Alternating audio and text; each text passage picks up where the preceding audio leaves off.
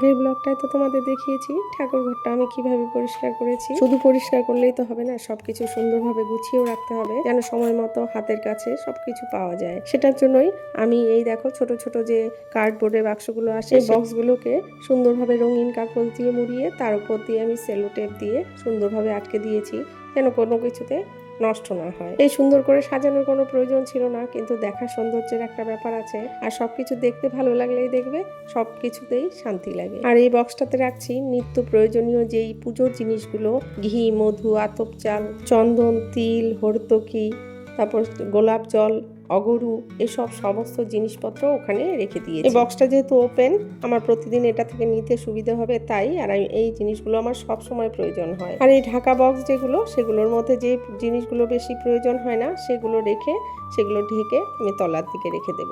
সমস্ত কিছু কিন্তু ভালোভাবে গুছিয়ে রাখলে অল্প জায়গাতেই হয়ে যায়। এই দেখো সর্ষের তেল, ঘি, এটা হলো ধূপ, চিনি, গঙ্গা জল, এসবও সমস্ত কিছু এখানে আমি গুছিয়ে রেখে দিলাম। এই ড্রয়ারটা আমার গোছানো হয়ে গেল। এবার যে সমস্ত জিনিসগুলো বাজার থেকে এনেছিল, কৌটো, সমস্ত কিছু তো আমি ধুয়ে পরিষ্কার করে নিয়েছি।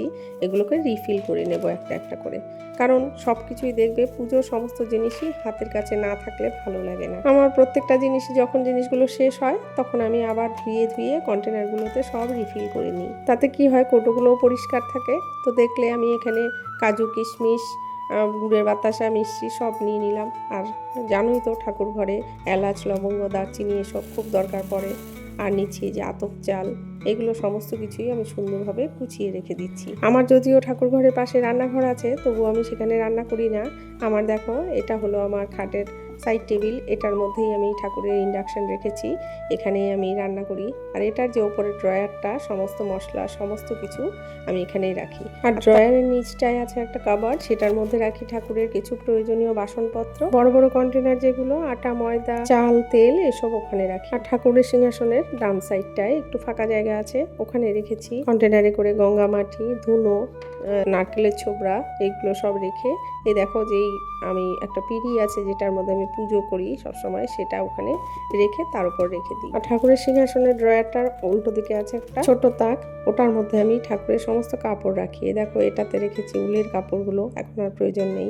আর এই বক্সটায় রেখেছি আমাদের কমিটির পুজো, সরস্বতী পুজোর সমস্ত বেশি হয়েছিল জিনিস, সেগুলো পরের বছর আবার বের করে দেব।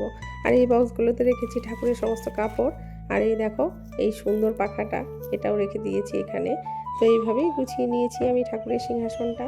কি সুন্দর লাগছে দেখতে বলো, ফুলের মতো। এই ছিল আমার ঠাকুর ঘরের অর্গানাইজেশন। তো তোমাদের কেমন লাগলো অবশ্যই কমেন্টস করে জানিও। সব কিছু গুছিয়ে গাছিয়ে সুন্দরভাবে পুজো দিয়ে নিয়েছিলাম। সে ভালো লাগলে কমেন্টস করো, লাইক করো।